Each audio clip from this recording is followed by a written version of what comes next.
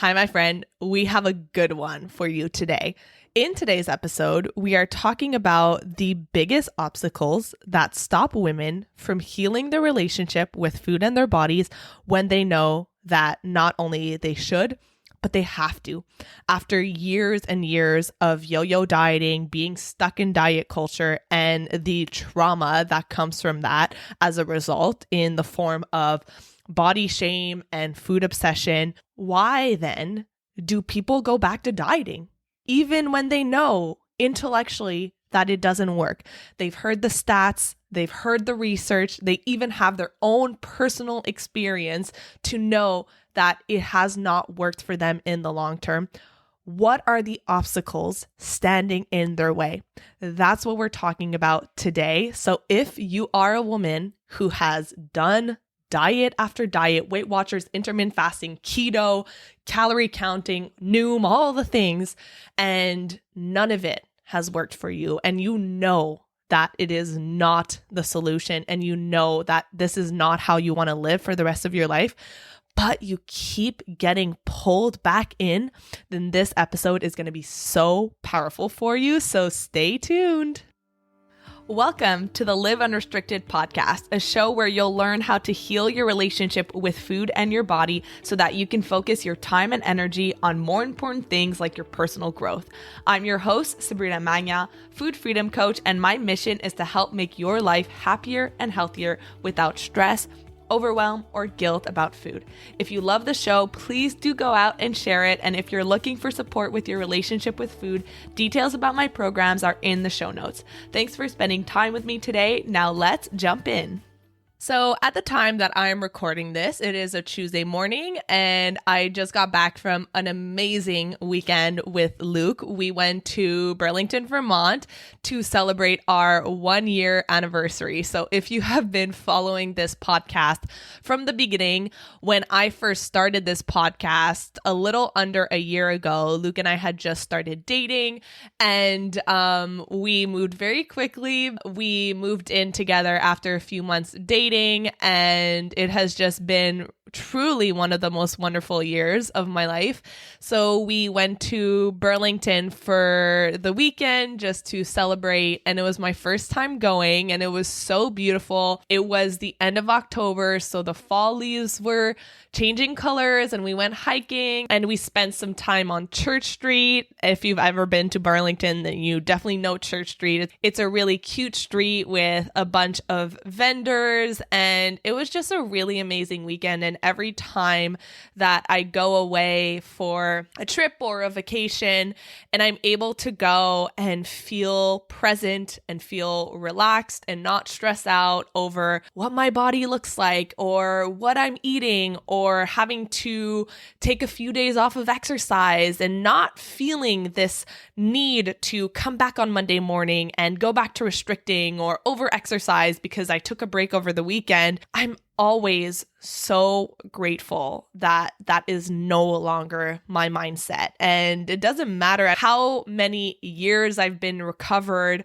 it will always feel special to me because I can go to the restaurant and order a burger and not feel guilty for not ordering the salad, being able to try a bunch of the local treats. I mean, we got so many snacks while we were there because the snack game in the States is so much better than in Canada. We have some fun food here in Canada, but like in terms of the snacks that we are able to find in the States is just uncomparable. So we got a bunch of snacks and just a bunch of treats, and I was able to enjoy them and not overeat and not feel guilty and focus on the things that really matter to me. And that is what food freedom is really about. So that's a little update on my life. And these past few months, I have been working on some really exciting projects that are coming to you in the new year. And I have not been this inspired in a long time. I mean, I'm always inspired when I'm working on things for you guys, but this is really on another level. I'm going to be sharing a brand new version of my paid program. I'm going to have new free trainings that are going to be so valuable, and I am just working on it in my own space, and soon I'll be able to share it. So stay tuned for that if you want to be one of the first ones to know about free trainings and new programs and ways to work with me. Then make sure that you follow me on Instagram at Sabrina Magnan Health, and that you're on my email list, which you can subscribe to, I think, on Instagram as well. Or you can just send me a DM and let me know that you want to be one of the first ones to know when all of that gets released. But that's not what today's episode is about. So today's episode is a really good one, and it wasn't planned. So what you're going to hear is actually a recording between one of my team members and I. So we hopped on a Zoom call just for a regular meeting that we have, because she wanted to ask me some questions about my clients, about my audience, getting to know the women that I help on a deeper level, because she's part of my business and she wants to know my audience better and what's going on in their minds and their fears, because I've been doing this for a long time, so I know it like a back of my hand. But of course, this is not her zone of expertise. Like, she's a team member of mine and she helps me with some of the back end stuff, but she wants to get to know my community better. So we hopped on a call, and the main question that she wanted to ask me was, what are the main obstacles that stop people from taking that next steps towards healing their relationship with food and their bodies? Like, why is it that people can know that dieting is not the answer? They've hit diet rock bottom. They know that restricting won't help them, and they feel obsessed with food and they're not able to live their best lives because of it. But there's something that holds them back from actually taking the actions necessary to make a change. So she wanted to know, what is it? What is holding them back? So I said, let's hop on a call and I can help you understand what's really going on a deeper level. And it ended up being such a good conversation because we went in a bunch of different directions. So what you're going to hear is what is actually hiding beneath the fear of weight gain. You're going to hear one of the biggest mistakes that people make when they're trying to change their habits, and one of the things that most people miss, which is a crucial aspect of changing your life. And then we take a little turn at the end of this episode and we talk about something that I've never really talked about before and was really helpful for her to hear. And she was like, oh my God, this is so good. I need to take down a bunch of notes. So definitely stick around till the end to hear that as well. So without further ado, I'm going to go ahead and play that recording of me and my team member where we talk about obstacles standing in your way, fear of weight gain, and so much more. So the obstacles before someone joins FFA, like, they haven't taken the steps yet to get the help and get the support. So that's an actual obstacle. Now, like, the obstacles when someone does decide to join FFA, like, they're still scared, they still have some of that fear, but they push through it anyways. So yes, I guess you could say the obstacles are the same, but the difference is that the obstacles don't stop the people who end up joining FFA. Okay. So yeah, what I would like to know, like, you already explained pretty much what the obstacles are, but I would like to get to know how those obstacles look in real life, because these people, they are not like, oh my God, I have this obstacle. They are not aware of it, I think. So They are just thinking, I have this and this is a problem that I have, and I am the only one having this because I'm X. Yeah. So, the first one will be the fear of weight gain. And so their biggest fear is like, what if I start healing my relationship with food and I let go of all of this control that I have and all the restrictions and the diets? So because they're so used to being on this pendulum of either you're restricting, you're dieting, you're losing weight, you're depriving yourself, or all they ever know is the other side of the pendulum, which is binge eating and feeling out of control.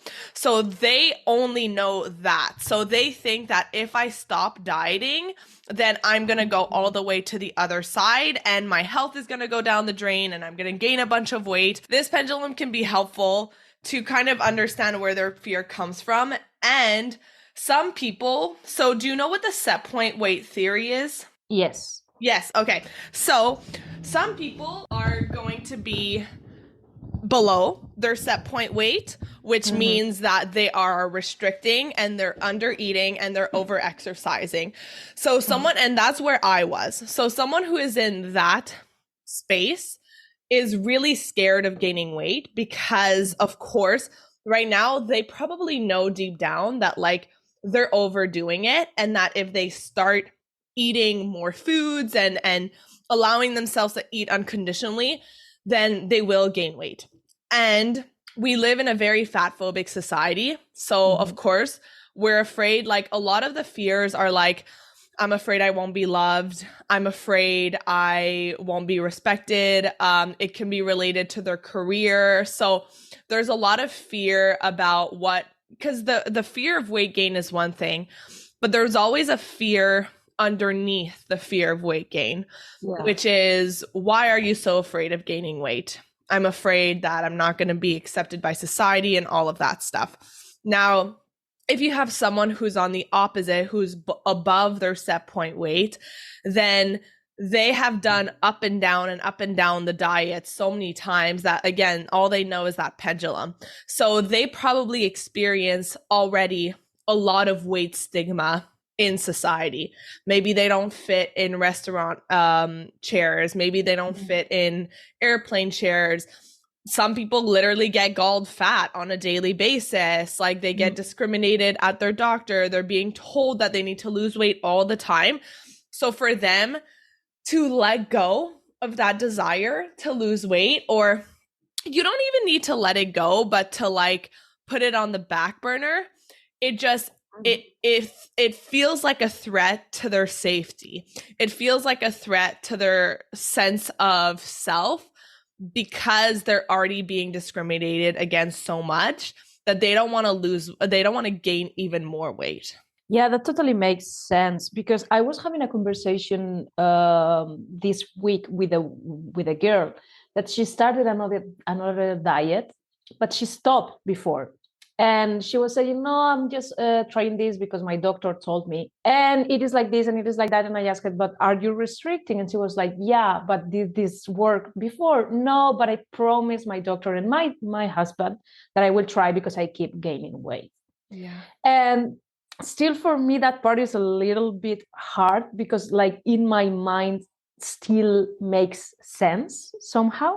You know, like I'm still thinking like, I couldn't be happy if I gain, let's say, 5 more kilos. Now I'm happy with my body, yes. But if I will gain weight, I will go crazy, I think, you know. So, for example, for this woman, she doesn't want to diet anymore. But her obstacle is that people that are important for her, as husband and doctor, are telling her she should. Yeah. Yeah. Okay. So there's a reason why a lot of the work that I do is not just like health coaching, but it's life coaching. Because what you'll see is that some people, when we start working together, realize that there is a much bigger problem, which is that they're not living life for themselves. They're living life for other people. And the people who I end up attracting are people who don't want to keep sacrificing themselves, to keep giving so much opinion and so much weight to other people. Because like when you decide to let go of the constant pursuit of weight loss, what you're doing is you're swimming against the current of society. You're swimming against what people are telling you that you should be doing. And the only way to do that is to have a really strong conviction of yourself. And it's really sad because people will stay in a unhappy relationship or unhappy life for so long just because they think it will be harder to make a change. Yeah, you'll go through a couple of months or maybe even a few years of hardness, but you'll have the rest of your life to actually do what you're meant to do. And some people just don't see that or aren't willing to go through it. What do you think is the reason why we are way more scared about to go a short period of time suffering than to suffer the rest of our life? Because people don't like being uncomfortable. And so there's this analogy of a dog sitting on a nail. So it's like this neighbor moves into a neighborhood and he sees that his neighbor, we'll call him John, for example. His neighbor John is sitting on his front porch and he has a dog sitting next to him, and the dog is like whimpering. He's crying, he's in pain. And the new neighbor, we'll call him Bob, doesn't understand, like, why does this dog cry all day long? He looks like he's in so much pain. So after a couple of days, Bob goes over to John's place and he's like, "Hi, like, I'm your new neighbor. Just wanted to ask, like, is your dog okay? He has not stopped crying ever since I moved in." And John is like, "Oh yeah, it's because he's sitting on a nail." And Bob is like, why doesn't he get up? Like, why isn't he like stopping the pain? And John is like, because it doesn't hurt bad enough. Because to get up from the nail is to feel the pain of, getting out of that situation, but then you can start the healing. And so some people don't see it as hurting bad enough, as it being enough of a sacrifice. And they see the pain of change as more painful than staying. People like being comfortable.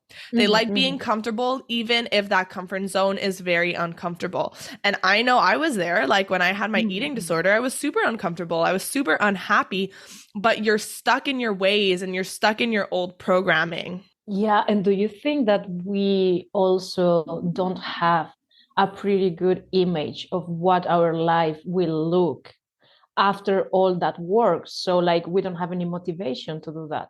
Yeah, well, that's why at the beginning of my program, we have like a creating a vision of your future, because people don't have an idea of what kind of life they want to create.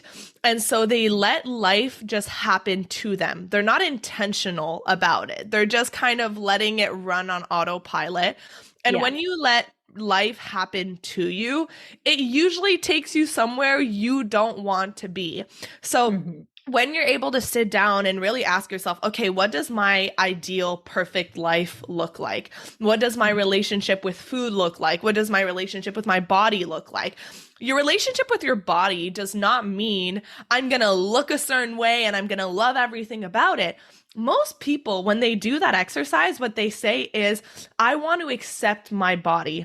I want to recognize that there's going to be good days, there's going to be bad days, but I don't want to think about my body all day long. And most people don't want to be a size 2. Most people just want to be healthy and be able to accept their bodies. So yes, I think that a lot of people don't think about how much better their life can be when they do this. They just think of all the negative, which is normal because people are drawn to think to the worst case scenario. Think of anything that you've done in your life that has been scary and that has pushed you outside of your comfort zone. A lot of people don't think, what if this works out? They think, what's gonna go wrong? Yeah, absolutely. Like I have been there before, and it took a while to feel comfortable in the uncomfortable situations, because that's the thing, like in life you keep being in uncomfortable situations. Yeah. So I can totally understand that.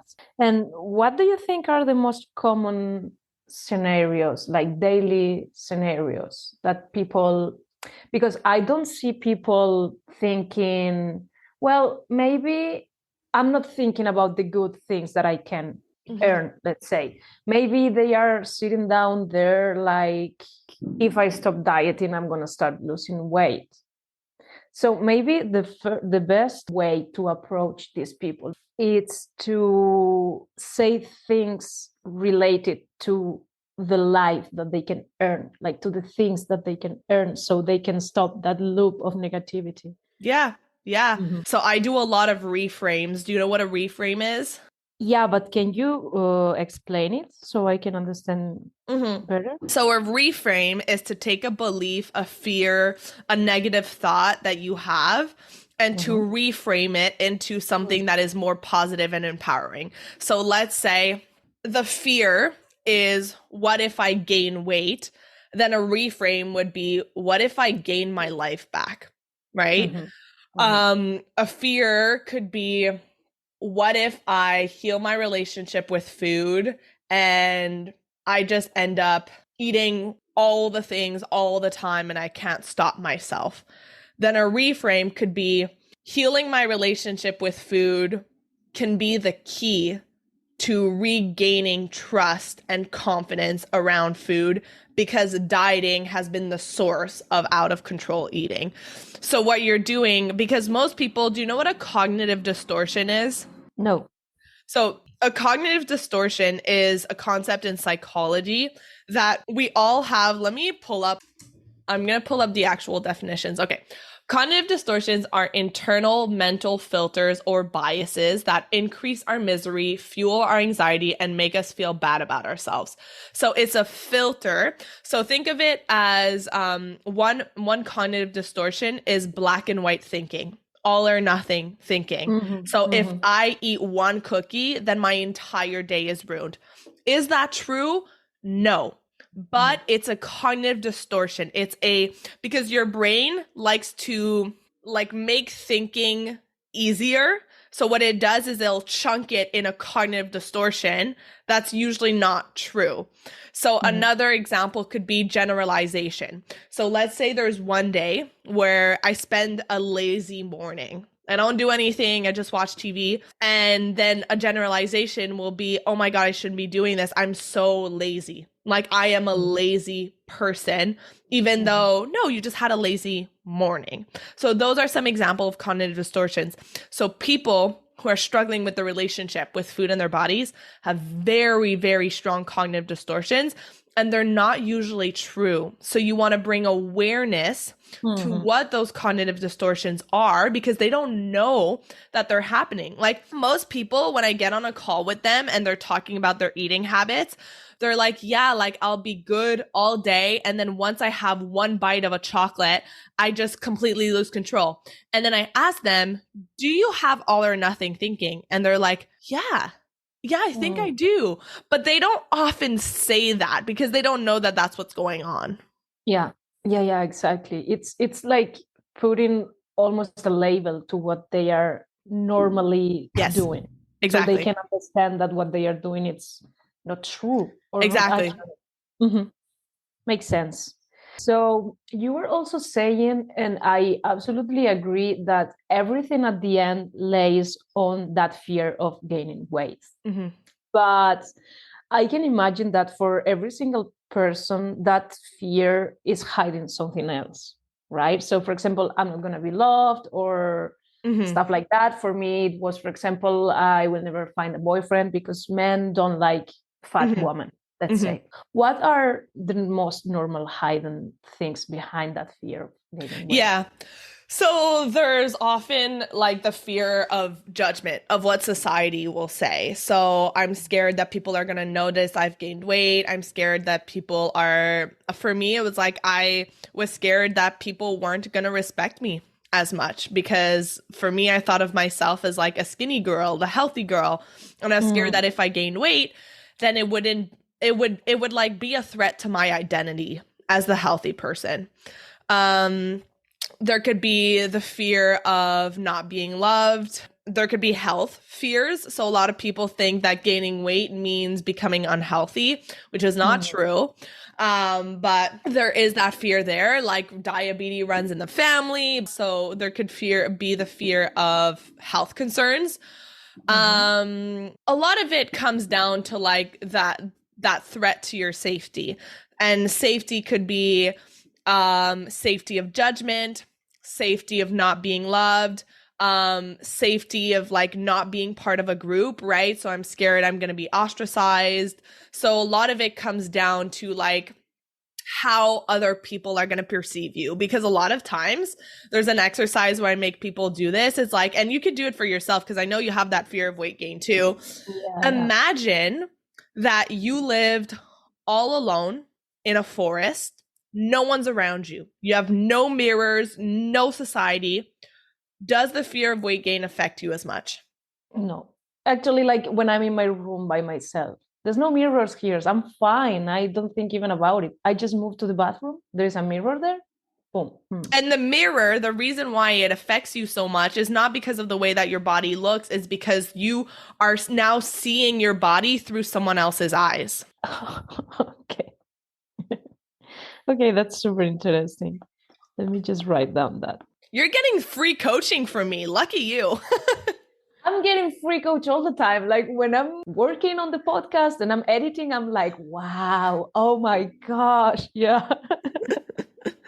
Yeah. So, because it got to my mind that, for example, now I'm working with my relationship with money as well.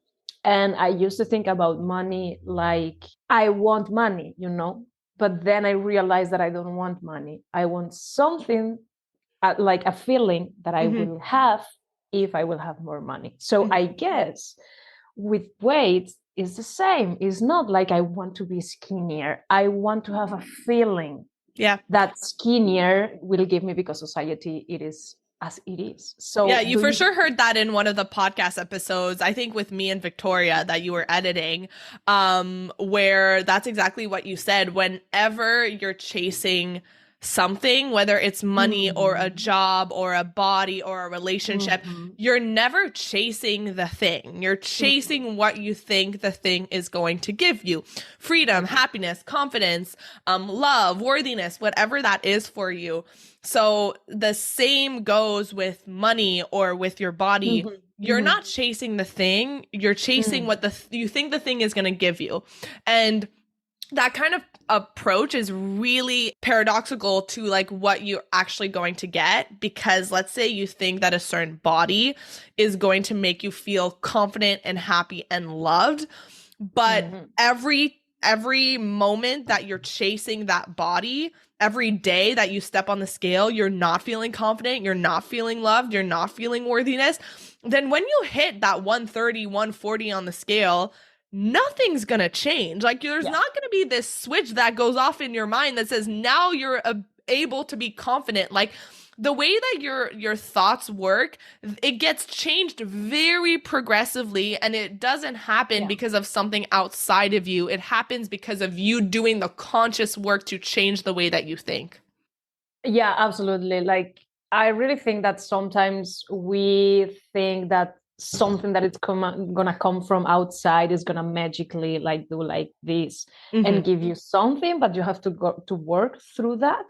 So then will you say that the ultimate feeling that we are pursuing when trying to lose weight is safety, or do you think that there are more?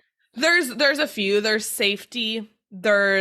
So safety could be safety from judgment, from weight bias. That's kind of like the societal piece of it. There's love. There's pride as well. Like if I get myself to a certain weight, it means I was successful. So there's that piece of pride of feeling like you've done something that was hard. And that's why with a lot of my clients, for example, I was on a coaching call yesterday with the academy, and one of my clients was saying that she's so tired of feeling like a failure. And a lot of people think, well, I won't feel like a failure anymore if I hit a certain goal weight. And it's like, no. You haven't looked at your life and seen how many things you've succeeded on, because you have placed so much weight and importance on your body that you have forgotten all of these other things in your life that actually matter, like your career, like your ability to be a good mom, like your ability to be a good friend, a good coworker. Those matter so much more in terms of success than your body. And that goes back to the vision that we were talking about before. If you know what your vision is and you know what you want to be looking back on when you're 80 years old, and you don't want your body to have been the central focus and your determinant of if your life was successful or not, then change your idea of success. Look at different things that mean that you're successful. Well, I think I have pretty much everything that I was thinking about. Like it looks like everything, because like in my mind right now it looks like a really huge spectrum, but what I'm feeling now is that behind all that huge spectrum is just like 3-4 feelings. I'm not going to even say ideas, Mhm. feelings.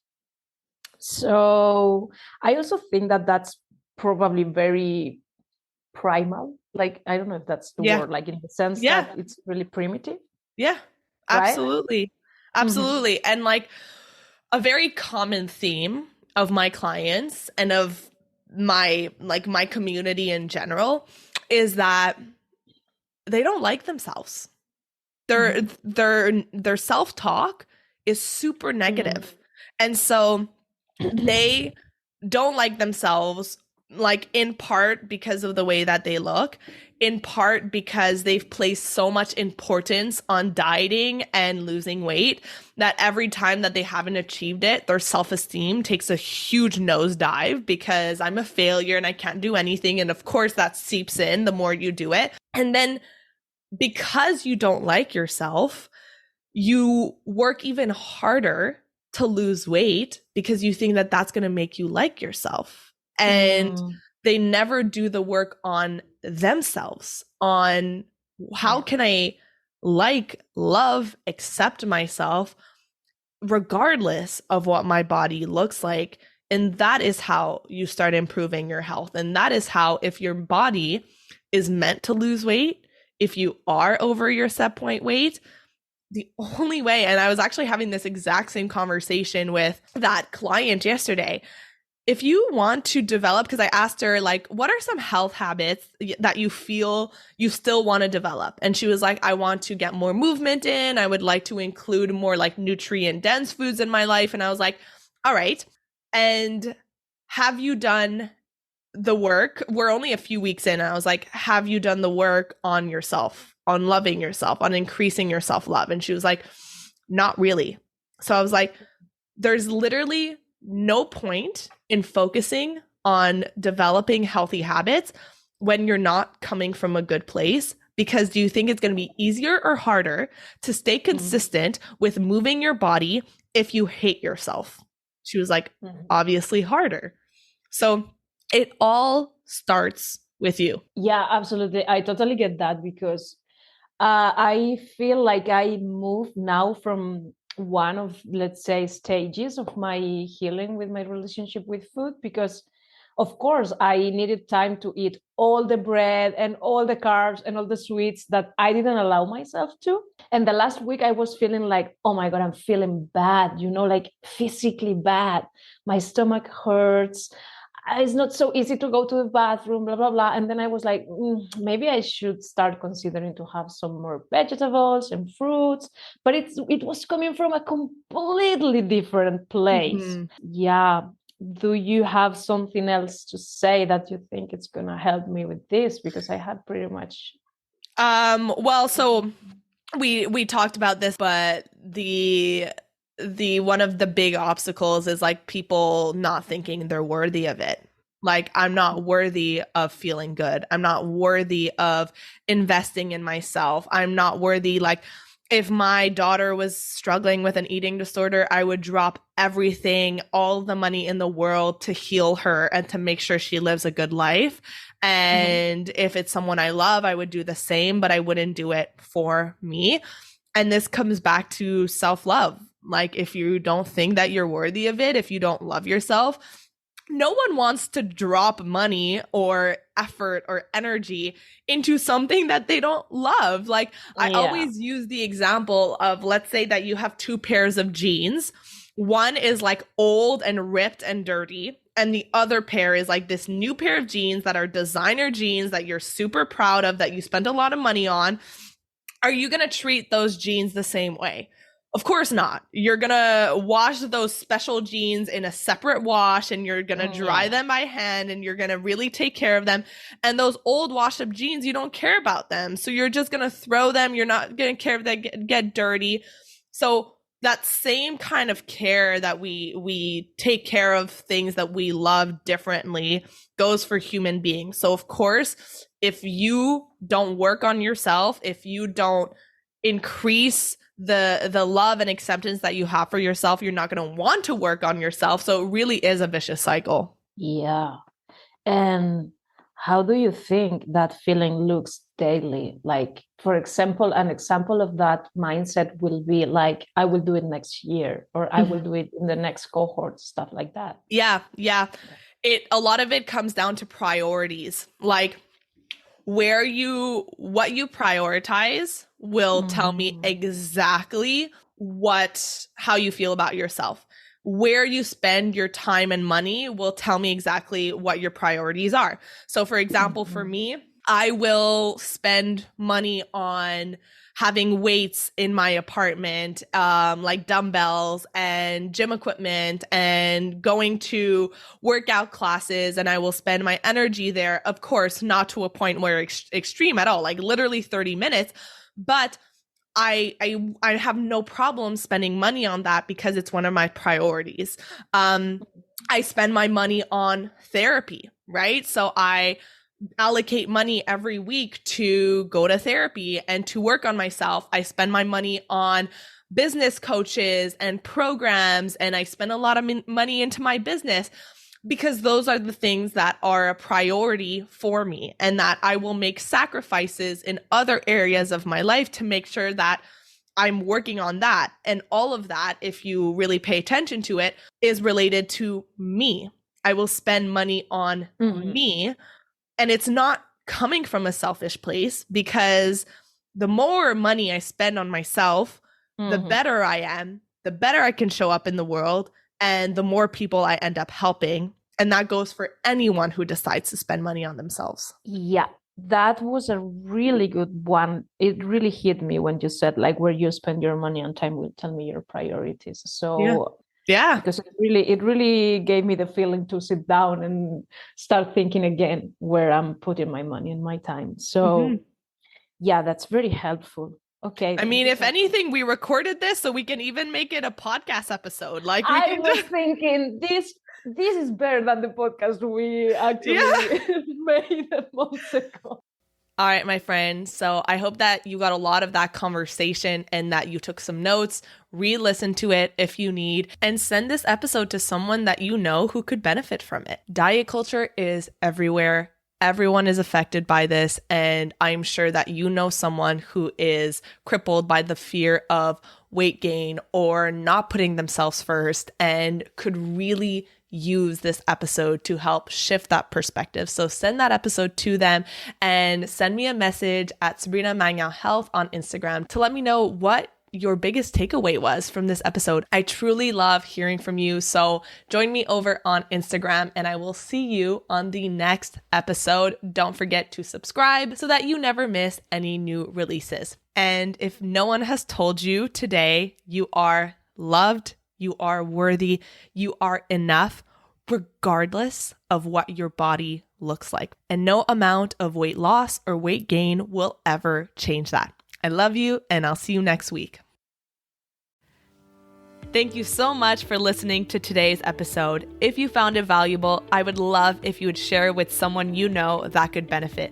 If you're loving the show, don't forget to subscribe over on Apple Podcasts so you don't miss a single episode. I really love hearing feedback from you, so please leave a rating and review over on Apple to help us get in the ears of more people who need it the most. Finally, come hang out with me on Instagram at Sabrina Magnan Health for more educational content and get up close and personal with me. Thank you so much for being here, and I'll see you on the next episode.